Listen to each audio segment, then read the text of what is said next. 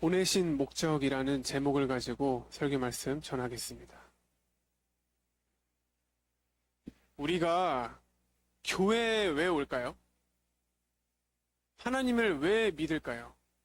한번 깊이 더 생각을 해 보셨을 거라 생각합니다.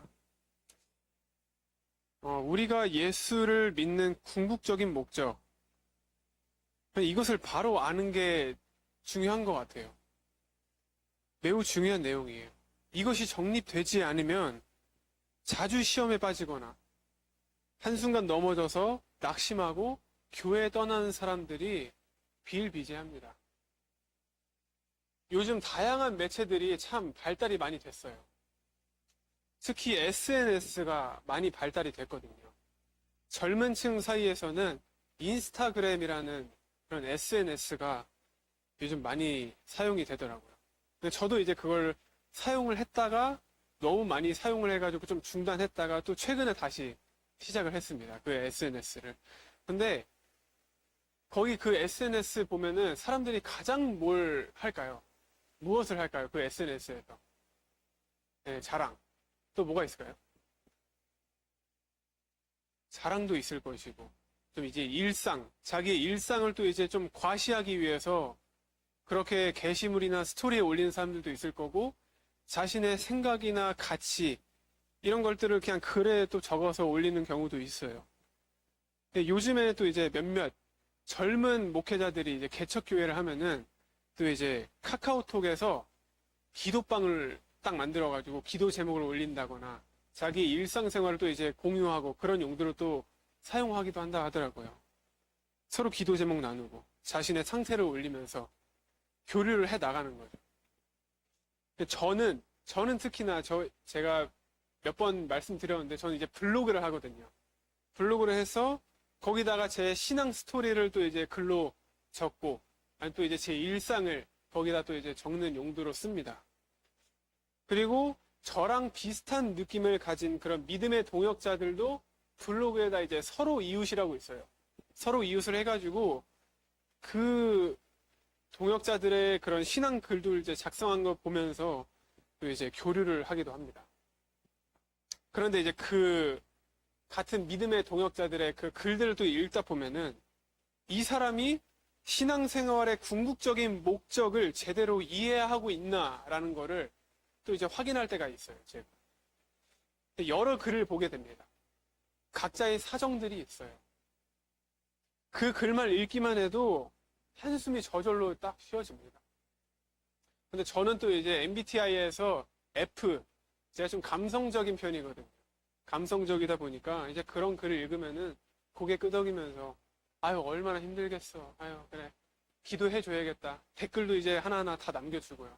그런 성격입니다. 그런데 여기에 좀 그렇게 말하는 사람들의 공통된 말이 있어요. 그것은 바로 왜 나를 이렇게 두시는지입니다. 왜 나를 이렇게 두실까? 제발 모든 일이 잘 풀렸으면 좋겠다. 이에요. 이러저러한 사연으로 인해서 그렇게 말하는 거, 그 힘든 마음은 물론 이해가 가죠. 저도 그러는데요.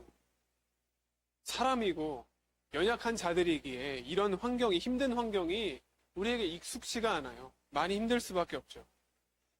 그럼에도 불구하고 우리는 믿음에 대하여 냉정히 돌아보지 않으면 안 되는 것이 있습니다.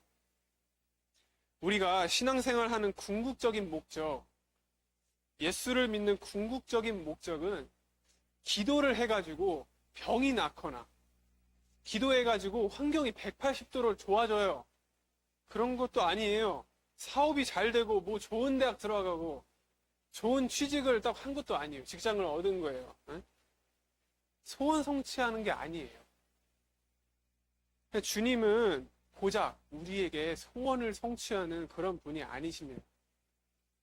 물론 하나님의 은혜로 모든 일이 형통하면 얼마나 좋겠어요. 얼마나 행복하겠어요. 하지만 아무리 믿음이 좋은 사람도 시련의 시간을 만나기 마련입니다. 하지만 믿음의 사람은 그 시련을 통해서 하나님께로 더 가까이 나아갑니다. 그 차이예요. 아브라함은 어떤 사람이었죠? 아브라함은 부자였습니다. 부자. 그가 처음에 가나안에 도착했을 때 마땅히 정착할 곳도 없었어요. 아브라함과 사라 그리고 그 조카 롯, 이 세 사람과 각각의 말이나 나귀 정도였습니다.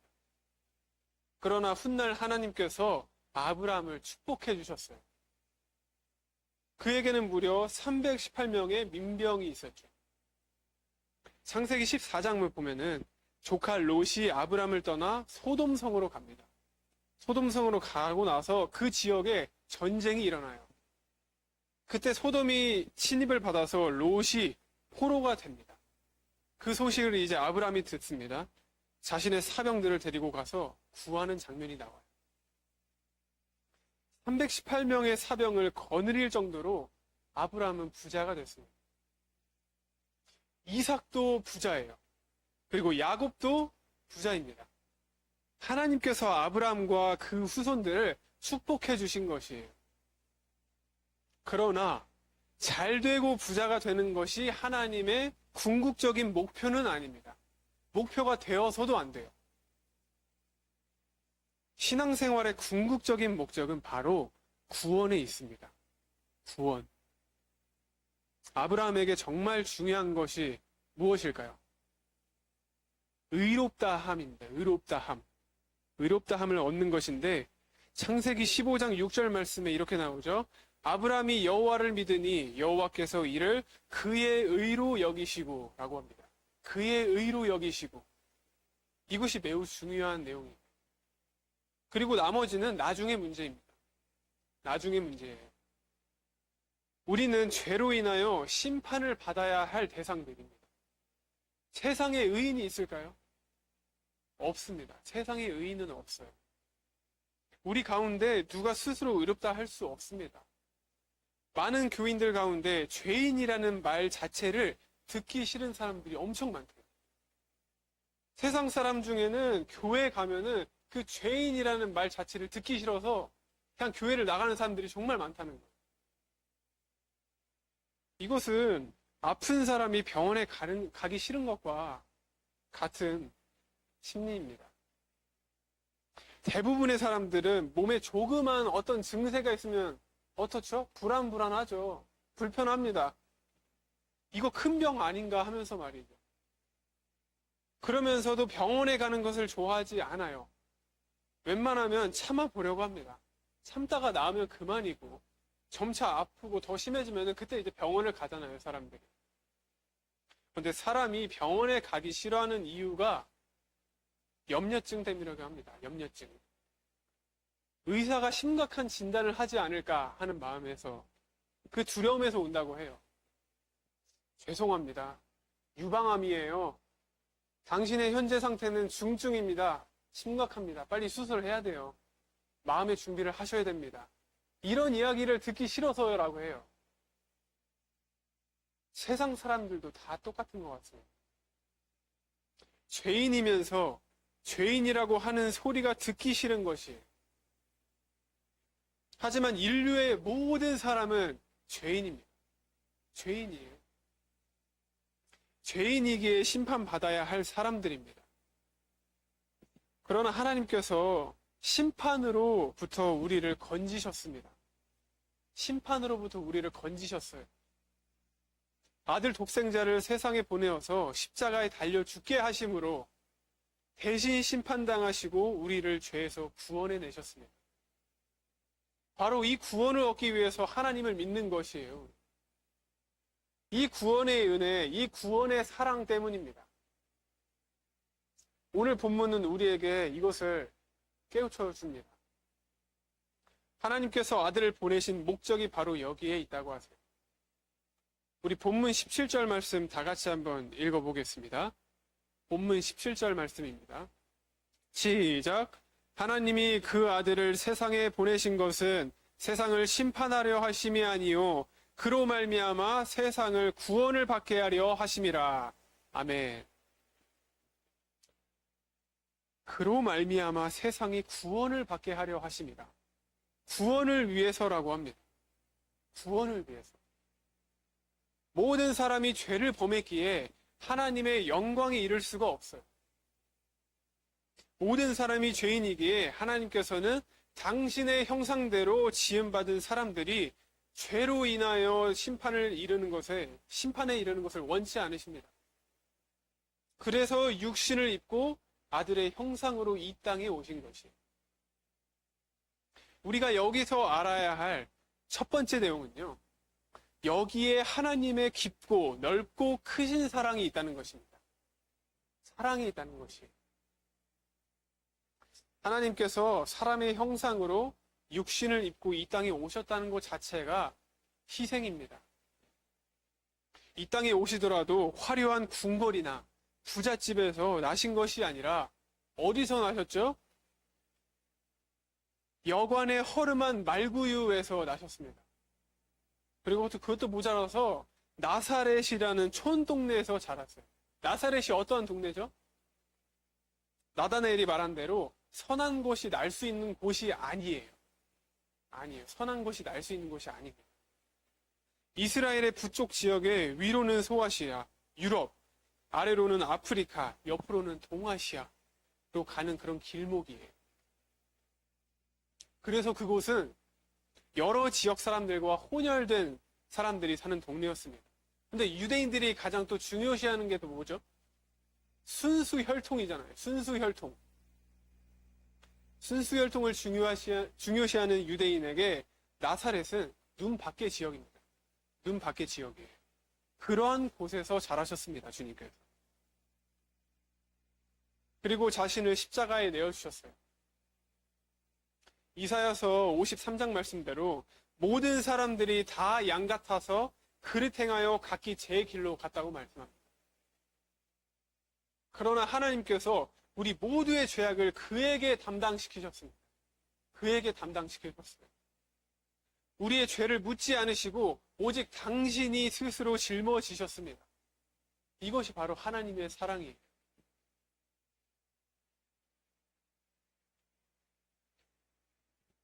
제가 이제 즐겨본 드라마 중에 슬기로운 의사생활이라는 드라마가 있습니다. 조정석 배우가 나오는, 또 이제 제가 좋아하는 배우가 나오는 드라마인데,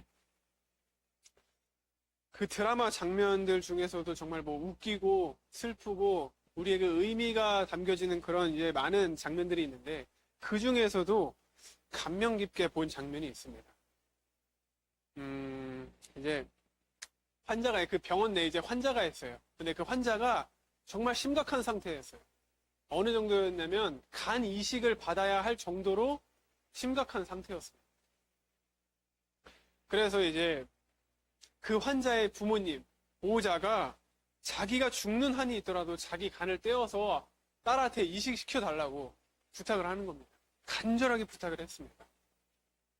그런데 그 아버지의 몸이 그 환자에게 간 이식을 하기 위한 몸 상태가 충분히 되지 못했던 거예요. 그렇기 때문에 그럴 경우에 더 위험 가능성이 있었던 거예요. 그래서 이제 그렇게 판단이 되어가지고 의사들은 그 아버지에게, 그 부모님한테 조심스럽게 그냥 말합니다. 안 돼요. 심각합니다, 지금. 그리고 그 의사가 그 아버지에게 또 이제 덧붙여서 이렇게 말합니다. 몸 상태가 건강하셔야 돼요. 그래야 간 이식을 할 수 있습니다.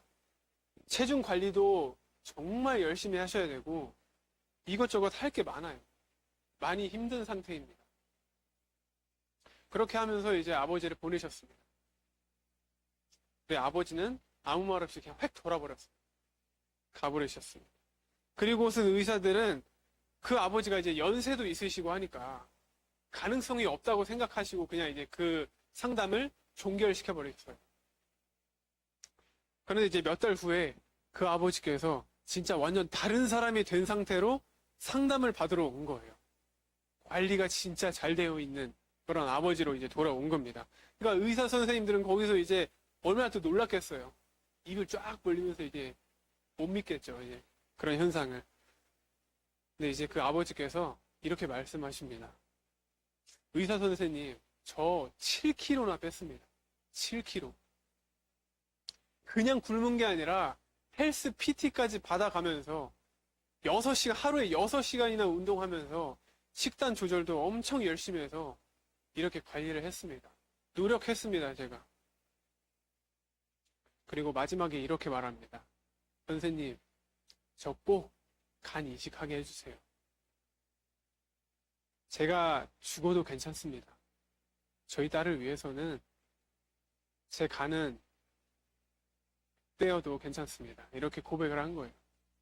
그러니까 이 장면을 보면서 울지 않을 수가 없었어요, 저는.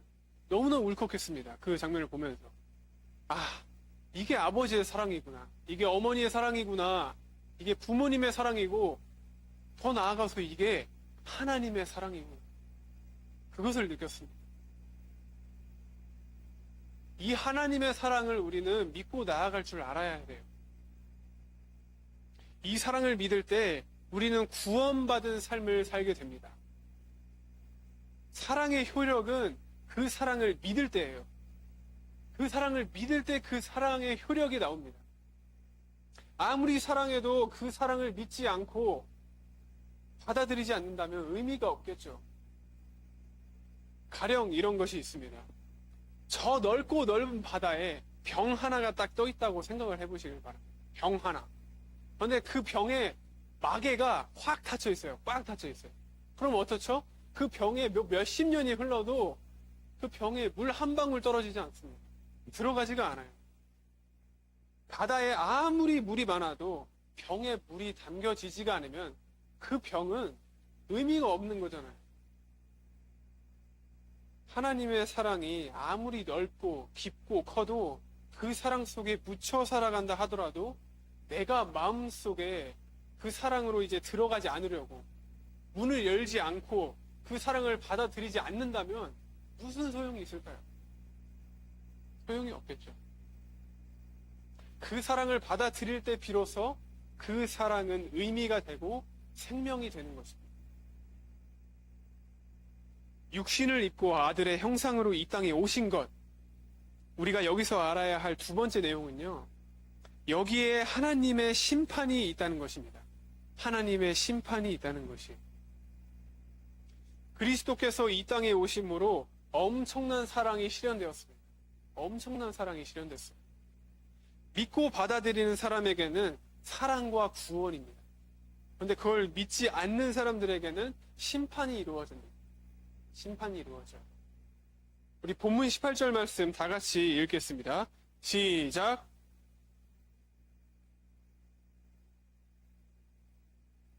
믿지 아니하는 자는 하나님의 독생자의 이름을 믿지 아니하므로 벌써 심판을 받은 것이니라. 아멘. 십자가는 의와 사랑이에요. 의와 사랑. 의라함은 죄에 대한 심판이에요. 죄에 대한 심판. 의롭고 거룩하신 하나님은 인간의 죄를 가만히 두고 보실 수가 없어요. 따라서 모든 죄에 대해 하나님은 심판하셔야 했습니다. 그러나 그 심판을 우리에게 돌리지 않으시고 스스로가 짊어지십니다. 십자가는 죄에 대한 심판이에요. 그것이 바로 의입니다. 의. 의로우신 하나님이시기에 공의를 위하여 스스로 육신을 입으셨고 십자가를 지신 것입니다. 이것을 믿는 사람에게는 이제 의와 함께 하나님의 사랑이 흘러 들어가고 그 사랑 안에 거하게 되는 것이에요. 그러나 이것을 믿지 않는 사람은 그리스도와 그 십자가로 인하여 정죄를 받는 것입니다. 이것이 심판이에요. 세상은 심판받아야 할 대상입니다. 심판받아야 할 대상이에요. 이 세상이 어떻죠? 요한일서 2장 15절 16절 말씀에 이렇게 나옵니다. 이 세상이나 세상에 있는 것들을 사랑하지 말라. 누구든지 세상을 사랑하면 아버지의 사랑이 그 안에 있지 아니하니 이는 세상에 있는 모든 것이 육신의 정욕과 안목의 정욕과 이생의 자랑이니 다 아버지께로부터 온 것이 아니요 세상으로부터 온 것이니라. 세상으로부터 온 것이니라고 합니다. 이것이 세상이에요. 육신의 정욕, 안목의 정욕, 이생의 자랑, 이 모든 욕망은 결국 죄를 낳게 되고 그 죄의 결과가 뭐죠? 사망이에요. 곧 심판이라는 것입니다. 심판의 기준이 뭘까요? 죄입니다. 죄. 세상 법정에서 재판을 해가지고 벌금이나 형을 선고하는 이유가 뭐 때문이죠? 죄를 지었기 때문이에요. 죄의 결과는 심판일 수밖에 없습니다. 그 심판이 빛 가운데로 나오지 못하는 것이, 빛보다 어둠을 더 사랑하는 것이에요. 본문 19절, 20절 말씀에 이렇게 나옵니다. 그 정죄는 이것이니 곧 빛이 세상에 왔으되 사람들이 자기 행위가 악함으로 빛보다 어둠을 더 사랑한 것이라. 악을 행하는 자마다 빛을 미워하여 빛으로 오지 아니하나니 이는 그 행위가 드러날까 함이요. 아멘. 사랑하는 예배자 여러분, 여러분은 하나님의 사랑을 마음에 담고 있나요? 그리고 더 나아가서 여러분들은 정말 그 하나님의 사랑을 담으려고 발버둥 치시나요? 그 사랑을 담으면 담을수록 그 사랑의 크기와 넓이와 깊이는 커질 수밖에 없습니다. 커질 수밖에 없어요. 그리고 우리는 감격과 감사 안에서 살아갈 수 있습니다. 그것이면 충분해요. 그것이면 됩니다. 먼저 우리가 구원받았는가 하는 것이, 그리고 그 확신 속에 감사와 감격으로 살아가고 있는가 하는 것이, 그 감사와 감격이 우리에게 힘이 됩니다. 우리에게 능력이 되고 우리가 삶을 살아가는 데 있어서의 원동력이 돼요. 이것을 아는 것이 정말 중요합니다. 내가 구원받았다 하는 이 구원의 믿음과 의식이 여러분의 삶의 힘이 되고 능력이 될 수 있기를 간절히 소망합니다.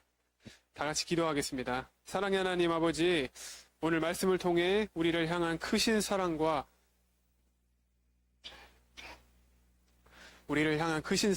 구원의 은혜를 다시 깨닫게 하심에 감사드립니다. 독생자 예수 그리스도를 보내주시기까지 우리를 사랑하신 하나님의 은혜를 잊지 않게 하시고 구원받은 자로서 감사와 감격 가운데 살아가게 하여 주시옵소서. 세상의 욕심보다 구원의 기쁨을 붙들게 하시고 언제나 주님의 사랑 안에서 믿음으로 살아가게 하여 주시옵소서. 예수 그리스도 이름으로 기도드립니다. 아멘. 찬송가 305장 다 같이 찬양드리겠습니다.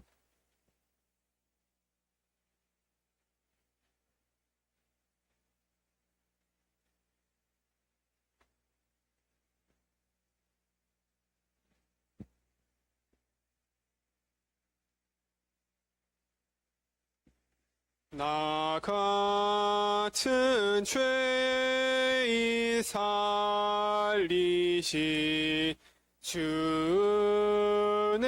놀라워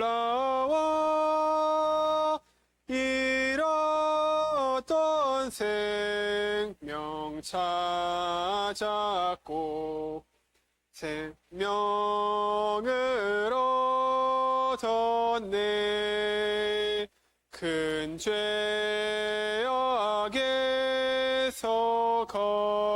건지시 주의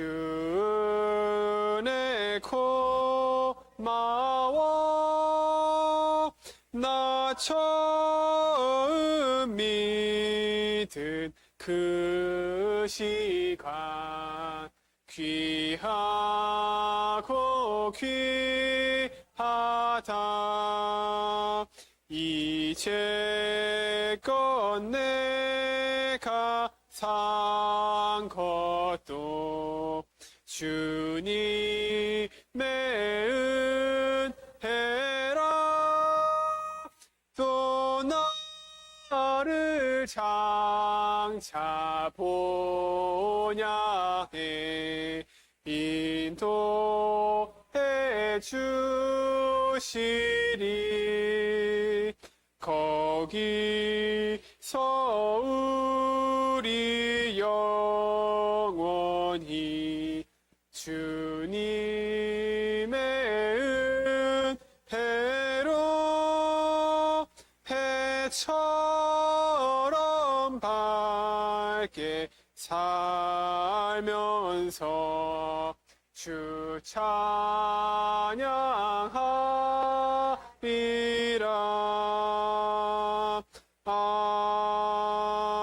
아멘. 아멘. 우리 다 같이 주기도문으로 금요 예배 마치도록 하겠습니다. 하늘에 계신 우리 아버지여, 이름이 거룩히 여김을 받으시오며 나라가 임하시오며 뜻이 하늘에서 이루어진 것 같이 땅에서도 이루어지이다. 오늘 우리에게 일용할 양식을 주시옵고 우리가 우리에게 죄 지은 자를 사하여 준 것 같이 우리 죄를 다해 주시옵고 우리를 시험에 들게 하지 마시옵고 다만 악에서 구하시옵소서. 대개 나라와 권세와 영광이 아버지께 영원히 있사옵나이다. 아멘.